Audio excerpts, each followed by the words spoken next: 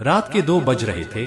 मुझे नींद नहीं आ रही थी क्योंकि मैं जिसके सपने देखता था वह मेरे बगल में सो रही थी। मैंने थोड़ी हिम्मत करके अपना हाथ आगे बढ़ाया तो भाभी एकदम से हिलने लगी और मैं हाथ पीछे कर लिया। मैं तो डरने लगा कि कहीं भाभी कुछ उल्टा सीधा ना बोल दे। भाभी मेरी तरफ देखकर बोली, क्या हुआ, नींद नहीं आ रही है क्या? मैंने कहा, नहीं आ रही है। भाभी बोली, अब सो जाओ ना, काफी रात हो गई है। यह बोलकर भाभी फिर से सो गई। थोड़ी देर बाद जब मुझे लगा कि भाभी गहरी नींद में सो गई है लेकिन मुझे नींद कहाँ आ रही थी तो मैंने हेलो दोस्तों, मेरा नाम कबीर है और मेरी उम्र 25 साल है।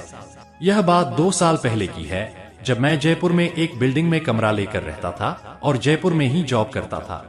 मैं पहली मंजिल पर रहता था और इसी बिल्डिंग में सामने वाले फ्लैट में एक भाभी रहने आई जिसका नाम कनिका था, जो देखने में बहुत खूबसूरत थी। उसकी एक छोटी बेटी भी थी। भाभी को जब पहली बार देखा तो लगता ही नहीं था कि उनकी शादी हुई होगी, क्योंकि वह बहुत हॉट और खूबसूरत थी ही।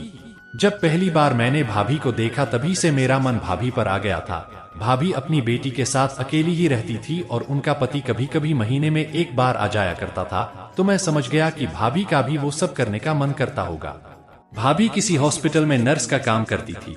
भाभी हर सुबह अस्पताल के लिए निकलती और मैं भी इसी समय अपने काम के लिए निकलता था। जब भाभी घर वापस आती तो मैं भी उसी समय घर वापस आता। कुछ दिन तक ऐसे ही चलता रहा। भाभी भी समझ गई थी कि मैं उन्हें छुप छुप कर देखता रहता हूँ। ऐसे ही 2 महीने बीत गए। गर्मियों के दिन आ गए। भाभी ने उसकी छोटी बच्ची को अपने नाना नानी के पास भेज दिया। अब भाभी घर पर बिल्कुल अकेली थी। एक दिन मैं ऑफिस से वापस घर आया तो वह गेट पर खड़ी थी। उन्होंने मुझे आवाज लगाई और कहा, सुनो, वो क्या है ना, मेरा फोन नहीं चल रहा है, क्या आप एक बार देख लोगे?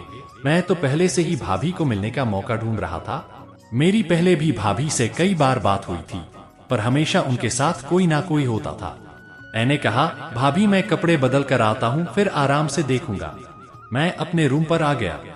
मैं कपड़े बदलकर फ्रेश हुआ और भाभी के रूम पर चला गया। मैंने जाकर घंटी बजाई तो भाभी ने दरवाजा खोला। मैं अंदर जाकर सोफे पर बैठ गया और उसका मोबाइल को ठीक करने लगा। थोड़ी देर में मैंने उसके फोन को सही कर दिया। तभी भाभी मेरे लिए कुछ खाने पीने को ले आई।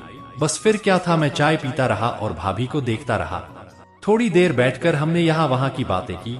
मैंने भाभी से उसका नंबर भी ले लिया, यह कहकर कि किसी चीज की जरूरत हो तो मुझे फोन कर दें, और फिर मैं अपने घर वापस आ गया। रात को करीब 9 बजे भाभी ने मुझे मैसेज किया कि थैंक यू। तभी मैं समझ गया कि मेरा काम बन सकता है। फिर हम दोनों एक दूसरे से बातें करने लगे। वह भी अकेली थी और मैं भी। रात को करीब 12 बजे तक बातें चली। फिर मैं बोला, अब सो जाते हैं, काफी रात हो गई है। भाभी बोली, मुझे अकेले में डर लगता है। मैंने कहा, भाभी मेरे यहाँ आ जाओ, यहाँ सो जाना और सुबह जल्दी चली जाना। उसके बाद मैं सोचने लगा कि अगर किसी ने भाभी को मेरे यहाँ आते देख लिया तो बवाल हो जाएगा। भाभी ने कहा, एक काम करो, तुम यहाँ आ जाओ और सुबह चले जाना। मैं थोड़ी देर सोचने के बाद बोला, ठीक है, दरवाजा खोलो, मैं आपके यहाँ आ जाता हूँ। उसके बाद मैं भाभी के कमरे में चला गया। भाभी के कमरे में सिर्फ एक ही बेड था क्योंकि वह अकेले ही रहती थी। जब मैंने भाभी से पूछा तो वह बोली, कोई बात नहीं, इसमें 2 लोग आराम से सो सकते हैं। मुझे भला क्या परेशानी हो सकती थी, मैं भी उनके साथ ही लेट गया।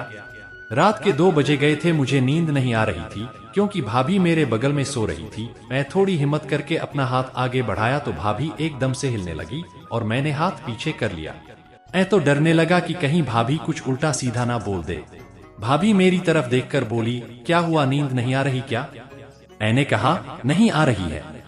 भाभी बोली, अब सो जाओ ना, काफी रात हो गई है। यह बोलकर भाभी फिर से सो गई।